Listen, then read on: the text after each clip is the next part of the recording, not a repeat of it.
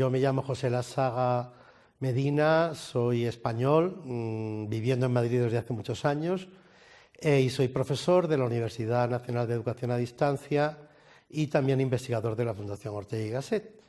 Y me dedico a la filosofía española sobre todo.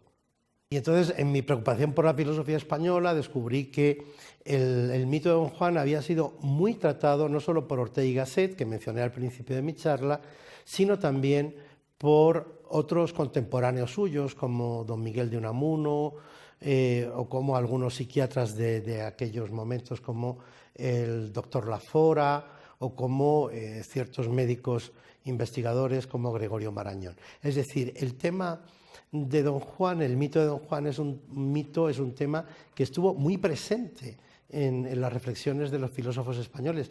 Se me ha olvidado mencionar otra filósofa, discípula de Ortega, que también le dio sus vueltas al tema, María Zambrano, muy conocida aquí en México porque ella, cuando inició su exilio después de la Guerra Civil, después de estar en Francia, estuvo en Morelia precisamente durante un tiempo. Ella tiene un ensayo sobre Don Juan y el tiempo, que es de lo más interesante que yo he leído al respecto.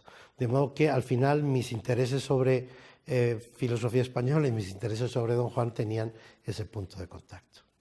Como hemos visto, el mito de Don Juan es un mito aún vivo, pero no por mucho tiempo. ¿Qué necesitamos tener para que tengamos un mito de Don Juan? Necesitamos tener un seductor múltiple que se refleje en la lista numerosa, esa lista que inmortalizó Mozart con el número de 1003, ¿no? Ma in Hispania songlia 1003. En segundo lugar, necesitamos una estatua de piedra que recupera la vida y, en tercer lugar, esa estatua de piedra arrastra a Don Juan a los infiernos.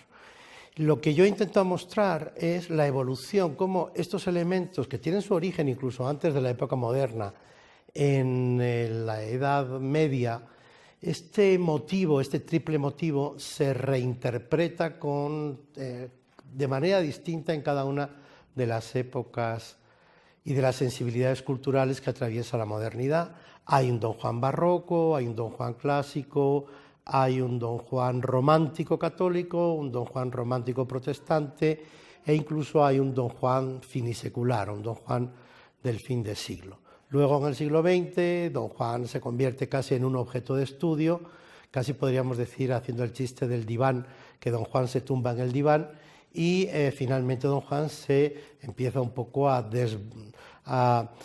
desaparecer lentamente, dando lugar porque los temas de la seducción múltiple, los temas de la muerte y de la transgresión empiezan, digámoslo así, a ser muy poco interesantes en un mundo absolutamente secularizado como es el nuestro. ¿Por qué decidí yo ponerme a estudiar a Don Juan? Pues mira, porque yo estaba haciendo mi tesis doctoral sobre Ortega y Gasset, al que he mencionado en mi intervención en un par de ocasiones, y entonces me encontré que recorriendo las alusiones que Ortega hacía aquí y allá a lo largo de su obra a este mito de Don Juan, había algo importante que trascendía el mito, había algo importante para entender respecto de la filosofía, la literatura modernas, incluso el arte. Y entonces me puse a leer y me encontré con que efectivamente mi sospecha de que ahí había una especie de elemento estructural de la gran cultura europea, sobre todo en su formación moderna entre los siglos XVII y XX, pues había sido una idea acertada y entonces ya seguí trabajando hasta terminar este ensayo. Pues la verdad es que iba a decir, no tengo ninguna preferida. Un estudioso debe decir, no tengo ninguna preferida, pero mentiría, porque sí la tengo. El primero, el Don Juan barroco de Tirso de Molina, porque es muy simpático. Además, es verdad que, como aquí se ha dicho, mata al comendador, seduce a la pobre doña Isabel, me parece que se llama, no sé, no es doña Inés es la de Zorrilla, no sé si voy a recordar el nombre, bueno, no importa mucho, doña Isabel. Seduce, se rebela contra el padre, al que insulta gravemente, cosa que en el 17 era un pequeño sacrilegio. Pero sin embargo, cuando llega ese momento, que es lo que le da al mito su espesor, ¿no?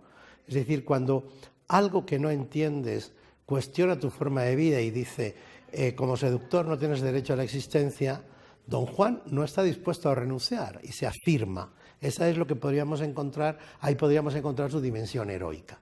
Entonces, esa dimensión heroica y la forma en que muere Don Juan, cuando efectivamente el comendador le arrastra al infierno y él se defiende dando puñaladas como buenamente puede, ese gesto final le da un cierto garbo y le da una cierta grandeza que otras cosas suyas, como por ejemplo que sea un seductor ventajista, etcétera, le había quitado. Es decir, si Don Juan no, yo lo que mantengo es que si Don Juan no muere, no es Don Juan. O sea, Don Juan tiene que morir no por un problema moralista, sino que tiene que morir para que entendamos la grandeza del mito.